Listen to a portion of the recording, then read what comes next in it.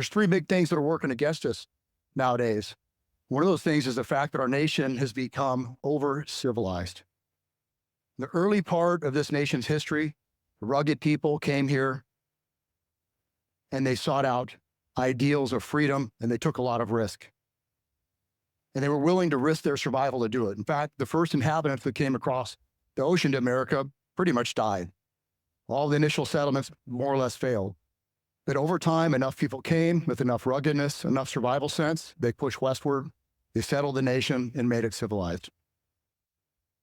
For a long time, that was okay, but eventually, because of our bountiful resources, because of the peace that we've had for so many decades, at least for most of us, we've managed to become over-civilized. And what that means is you start to develop ideas that are dangerous to your own society and your own culture.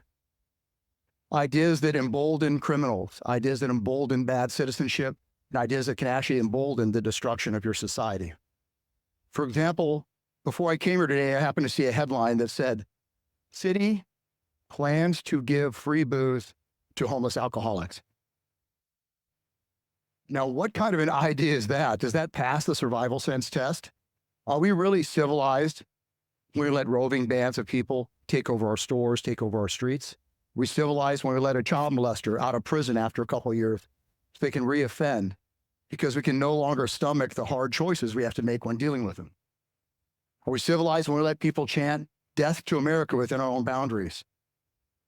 That's not civilized. That's over-civilized.